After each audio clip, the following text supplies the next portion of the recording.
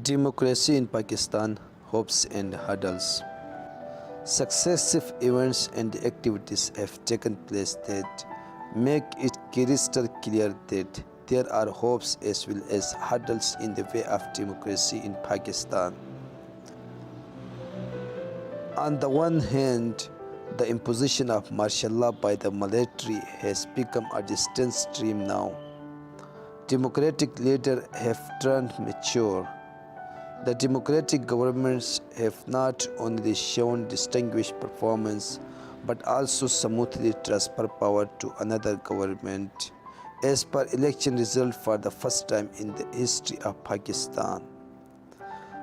The ECP Election Commission of Pakistan has also improved its performance, and the citizens have become aware of their rights to rule. These all events have created hopes for the democracy in Pakistan. On the other hand, indirect military interference in the democratic government's feudal system, corruption of democratic leaders, poor literacy rate, and ailing economy of the country, this all event as a hurdles in the way of democracy in Pakistan. Thus, it is established that the democracy in Pakistan encounters both hopes and hurdles. Since the creation of Pakistan in 1947, democracy in the country has been witnessing both hopes and hurdles.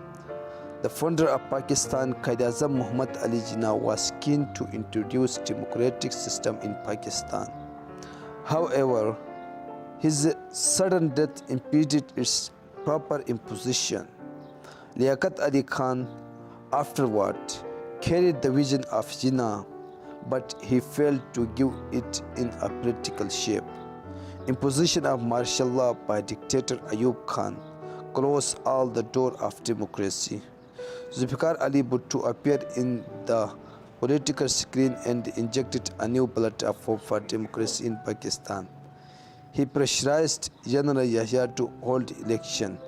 Consequently, he won the election with a great margin in the West Pakistan and took an oath as the first democratic leader of the country. However, the hope could not sustain for a long time as General Zia imposed martial law and blocked the road of democratic progress.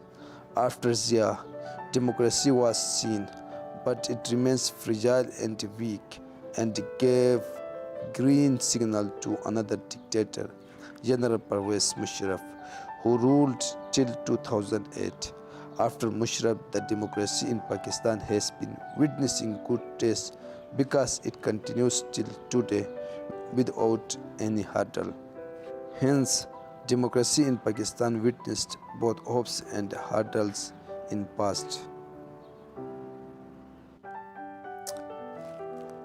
A major hope for democracy in Pakistan lies in the fact the military will not come forward to impose its direct rule by dismantling the democratic system, as it did in past, because of two major reasons. Firstly, the military government is not recognized by the international community and is subjected to various economic sanctions.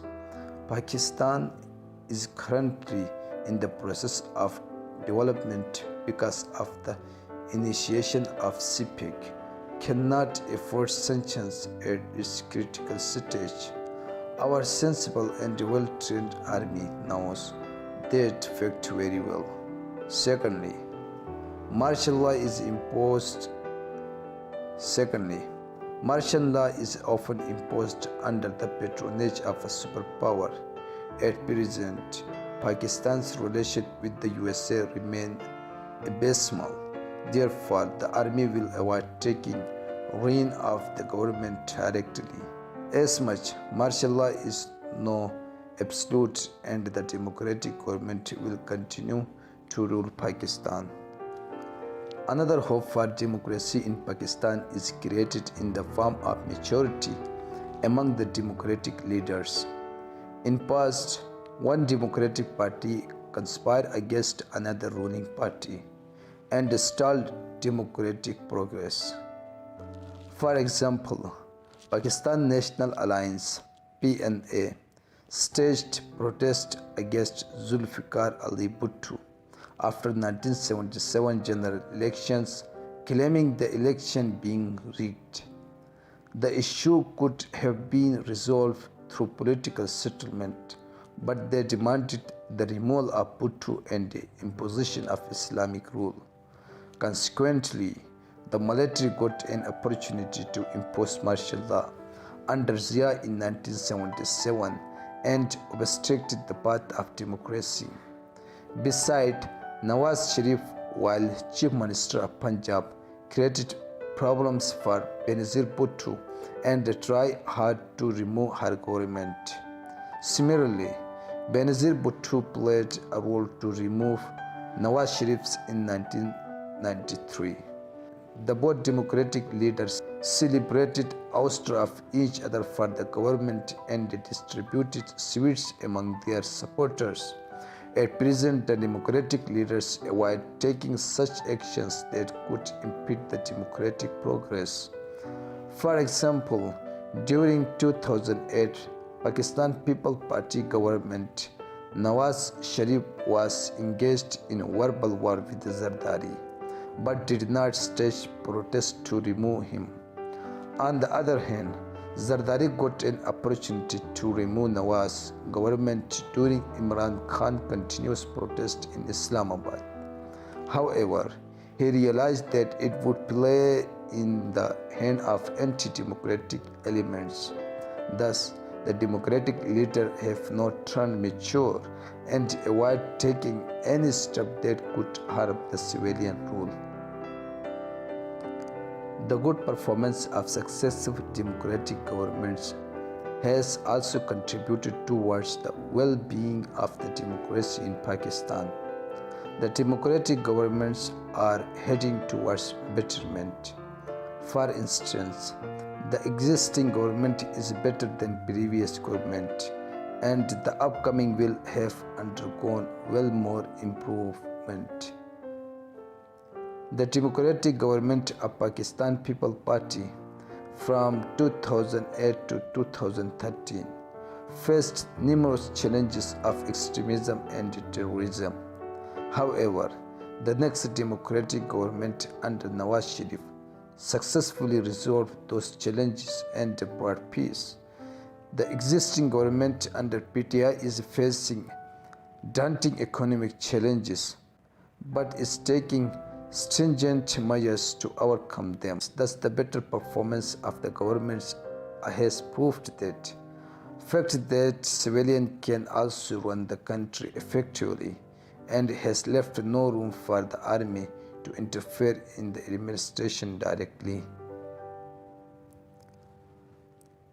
The smooth transfer of power by two democratic parties to another one has enhanced the chances of democracy to flourish in the country too. For the first time in the history of Pakistan, two democratic parties have completed and transferred their power to the third one. It has created a proper line for power transfer in the future, which is a fundamental prerequisite for the glory of democracy in one country. Before, it has witnessed that the transfer was not smooth and created room for the anti-democratic elements. For instance, as mentioned above, had the democratic leader after the election of 1977 not created problem for power transfer, the military would have not imposed martial law. It was because of non-government and the transfer of power imposed, democracy could not survive for a long time. Thus, the smooth transfer of power now will ensure the continuation of democracy in Pakistan. The reform in the Election Commission of Pakistan (ECP) and its improved performance in another ingredient that create hope for democracy in Pakistan. At present, the Prime Minister, with the consultation of leader of opposition, appoints the Chief Election Commissioner. The ruling government cannot appoint its own commissioner to get the election rigged. Besides, a proper mechanism for the appointment of the members has also been devised to ensure the transparent elections. It can be proved from the recent appointment of two members of the ECP. In 2019, the two vacant seats of the members of ECP could not be filled since 8 months despite the constitutional provision for filling the seats in 45 days. It was because the federal government under Imran Khan and opposition could not reach a consensus on the name. In a surprise move, the government appointed the members without consultation, but the Chief Election Commissioner refused to administer the oath of office to these appointees and claimed that the appointment was not based in accordance with the provision of Constitution. Thus, it is reached that the reforms in the ECP is playing a vital role in promoting the democracy by conducting smooth and transparent election.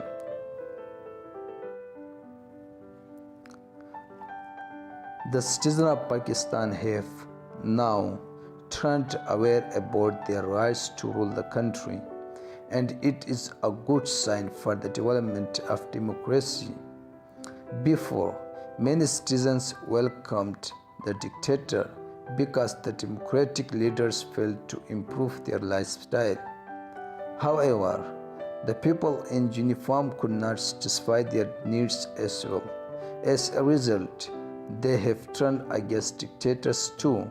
At present, almost all the citizens speak against the martial law and blame the military for their present poor conditions.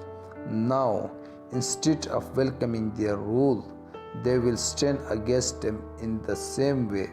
The people of Turkey blocked the prospect of military rule by lying before the kings.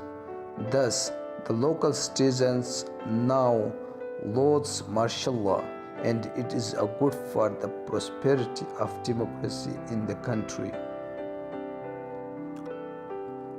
A major hurdle, of course, is the indirect interference of the military in the democratic government. The military not only frame foreign policy of Pakistan, but also implement it.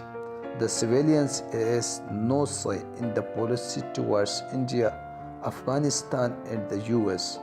Besides, the head of intelligence bureau or other sensitive institutions like defense is always retired military officers. It means that the civilians are not trusted with the sensitive policies. Currently, many retired military officers are occupying some important posts. For instance, the Federal Interior Minister is Iyas Ahmed Shah.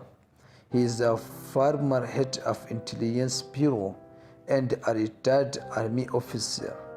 Besides, Lieutenant General Asim Salim Bajwa is serving as the special assistant to the Prime Minister on information and broadcasting.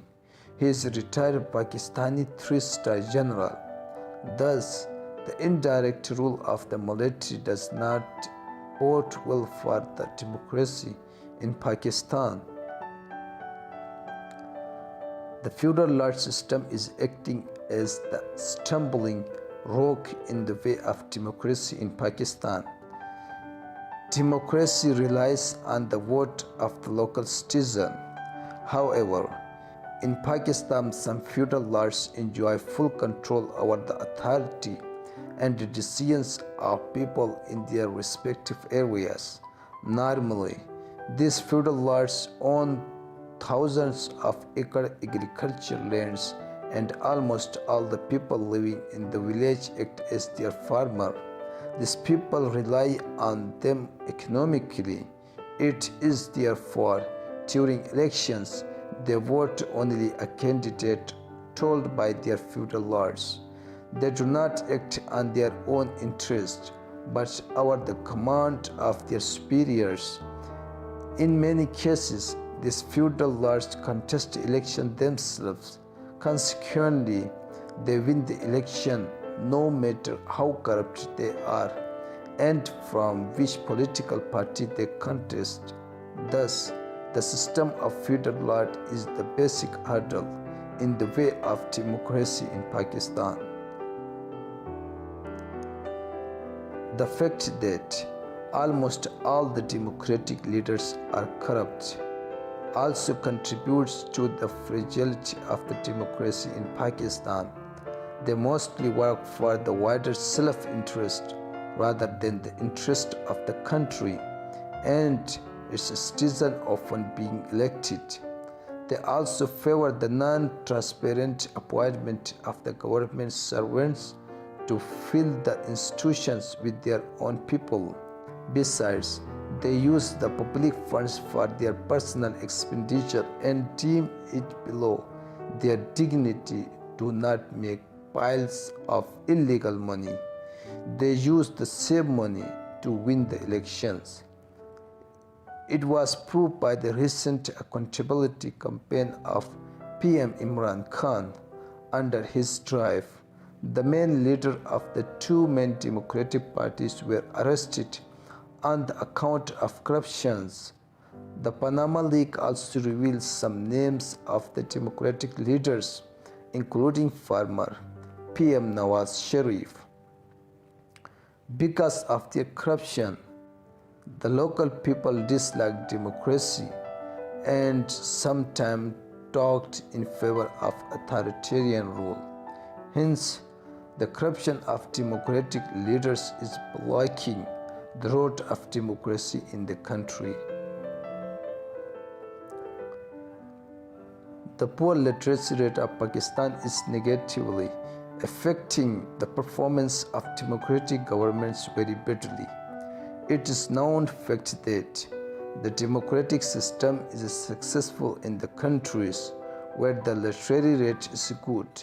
It is because a person with a good education background knows the importance of his vote and uses it properly for the betterment of the country. As a result, efficient democratic leaders are elected that crave the ruin of the country. Because of this lesson, democracies are bearing fruitful results in the developed countries like the US and is completely collapsing in those countries where the literacy rate is poor. In Pakistan, with around 50% illiterate people, democracy has failed to improve the lifestyle of the people and also the existing crisis faced by the country. Thus, it is not wrong to say that inadequate literacy rate is causing damage to democracy in Pakistan. The crippled economy of Pakistan also hampers the democratic process. The better economic position of any country is directly proportional to the prosperity of democracy. The democratic system evolved from Greece because the export of the wine improved its economic position, and thus a demand was raised for the civilian rule. The system remained successful. However, democracy has performed poorly in the countries facing the economic crisis. Take a classical example of Pakistan. The biggest hurdles faced by the PM Imran Khan is the major economic challenges faced by the country. These crises have not only made it difficult for its democratic government to focus on the other issues, but also created bad feeling among the citizens regarding the system. As such, the poor economy of Pakistan is facing as the biggest hurdles in the way of democracy. An association of democratic nations must be formed to protect young democracies around the world, including Pakistan, from the threat of the dictators. The strong democratic nations like the US and the European countries should extend their support to the civilian rule during crisis. Democracy needs support, and the best support for democracy can come from other democracies. Had there been an association of democratic nations, it would have been difficult for the dictators like Zia and Musharraf to impose martial law in Pakistan. Alarmingly, in Pakistan, the military rule received generous financial support from the US, while the civilians were sidelined every time. Thus, the only way to sustain democracy in Pakistan is to form an association of democratic nations at the global level. It is imperative for the indigenous democratic leaders to improve their performance and work hard for the betterment of the civilians to win their support. Democracy needs the cooperation of the local citizen to flourish in any country. However, the most of the democratic leaders are corrupt in Pakistan and has failed to show distinguished performance. As a result, democracy has become infamous in the country. Had they worked with faithfulness and honestly to improve the lifestyle of the people, it would have been nearly impossible for the dictators to impose direct rule. It also because of the inefficiency of the democratic leaders that the citizens never resist the military. Otherwise, they would have lay before the king the same way the citizens did in Turkey when a dictator tried to impose martial law there. Thus, the democratic leaders need to improve their performance to work all the road of anti-democratic elements. As such, it is reached that there is hopes as well as hurdles in the way of democracy in Pakistan. Some events like inability of the military to impose direct rule under current circumstances, mature leadership as compared to past, better performance of successive democratic governments, smooth transfer of power by democratic parties, improvement in the performance of Election Commission of Pakistan (ECP), and the awareness among the people regarding the civil rule have created hope for democracy in Pakistan. In the contrast, some other events like indirect interference of the military in the democratic governments, feudal system, corruption of democratic leaders, alarming literacy rate, and the poor economy of the country have caused hurdles in the way of democracy in Pakistan. Keeping in view this situation, an association of democratic nations must be formed to save democracy for the anti-democratic elements. Besides, it is imperative for the democratic leaders to strive for improving the lifestyle of the local citizen to win their cooperation, and it is important to remove impediments to further flourish the civilian rule.